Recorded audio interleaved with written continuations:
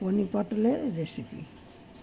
এটা হলো করেছি আমি, দেখো পনির দিয়ে পটল দিয়ে এই রেসিপিটি, আর দিয়েছি ক্যাপসিকাম আর টমেটো দিয়ে। তোমরা এইভাবে করে দেখো, কালারটা কত সুন্দর, খেতে কিন্তু দারুণ টেস্টি পনির পটলের অমৃত স্বাদের রেসিপি। আমি এখানে নিয়েছি 500 গ্রাম পটল, নিয়ে ভালো করে ধুয়ে ছাড়িয়ে নিয়েছি।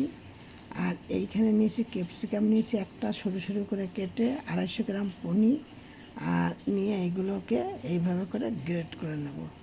এবার আমি কড়াইতে দিয়ে দিলাম তেল। আমি এইগুলোকে এবার পটলগুলোকে ভালো করে ভেজে নেব। দেখো সব পটলগুলোকে আমি দিয়ে দিয়েছি। তোমরা এইভাবে করো, দারুণ একটা টেস্টি খাবার। একদম ছোট থেকে বড় সবাই তোমাদের এই রেসিপিটা পছন্দ করবে খেতে। একদম লাল লাল করে ভালো করে ভেজে নাও। দেখো ভাজা আমার হয়ে গেছে, তুলে নিলাম। এবার এই তেলের মধ্যে আবার তেল দিলাম, দেখো দিয়ে নিয়ে এবার এইখানে আমি অ্যাড করছি দারচিনি, এলাচ। সুন্দর একটা যখন গন্ধ বেরোবে তখন কিন্তু আমি এইখানে দিয়ে দেবো ক্যাপসিকামগুলো।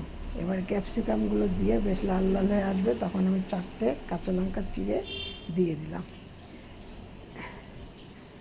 দিয়ে এবার এটা বেশ হতে থাক। দিতে দিতে দেখো আমি এখানে দিলাম ধনে, জিরে, আদা পেস্ট করা। এবার এর মধ্যে একে একে সব উপকরণগুলো দেওয়া শুরু করব। এবার দিচ্ছি কৃষ্ণ কাশ্মীর লঙ্কার গুঁড়ো কালারের জন্য। দেখো এবার এটা বেশ ভালো করে মিশিয়ে নিলাম, নিয়ে এবার এর মধ্যে অ্যাড করব হলুদ। 1 চামচের মতো হলুদ দিলাম। একদম কালারটা দেখো, দারুণ সুস্বাদু একটা খাবার। আমি চম্পা রেসিপি হাউস থেকে তোমাদের সাথে আমি এটা শেয়ার করছি। তোমরাও এরকমভাবে করে দেখো, খেয়ে দারুণ কিন্তু স্বাদে। দিয়ে দিলাম, অ্যাড করলাম নুন।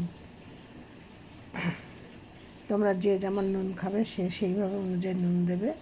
আর আমার এই ভিডিওটি দেখে একটা লাইক, কমেন্ট, শেয়ার করো। আর দিয়ে দিলাম কিছুটা টমেটো।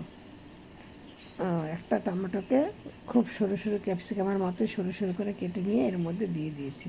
তাহলে সবই যদি সমানভাবে কাটা হয় তাহলে দেখতে কিন্তু খুব ভালো লাগবে। এবার দিয়ে দিলাম পরিমাণ মতো একটু চিনি। এবার দিয়ে দেবো এর মধ্যে আমি পটলগুলো, ভেজে রাখা পটলগুলো। দেখো দারুণ কিন্তু দেখতে, কিন্তু কালারটা হেভি হয়েছে। আর পনিরটাকে আমি প্রথমেই তোমাদের সাথে শেয়ার করে নিই, গ্রে করে রেখে দিয়েছি। দিয়ে এবার এইটা কিছুক্ষণ নাড়াচাড়া করে যখন দেখবো আর আমি নাড়াচাড়া করতে পারছি না, এই দেখো পনিরগুলোকে আমি পুরো একদম মানে ছোট ছোট করে গুঁড়ো করে রেখে দিয়েছি। এবার আমি দিয়ে দেবো এই পনিরগুলোকে এর মধ্যে। এই দেখো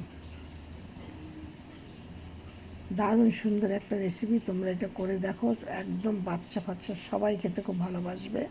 আর আমার এই ভিডিওটি দেখে তোমাদের যদি ভালো লাগে তাহলে একটা সাবস্ক্রাইব করো। আর যদি তোমাদের ভালো না লাগে তাহলে কমেন্টেও তোমরা জানিও। আর যদি একটা করে লাইক করো। এবার দিয়ে দিলাম ওই পনির জায়গাটাকে ধুয়ে দিয়ে। এবার আমাকে কিছুক্ষণ অপেক্ষা করতে হবে, যে এই জলটা যখন আমার প্রায় শুকনো শুকনো হয়ে আসবে তখনই মানে বুঝতে হবে যে আমার এই রেসিপিটা হয়ে গেছে। কিন্তু রেসিপিটা দারুণ একটা সুস্বাদু খাবার।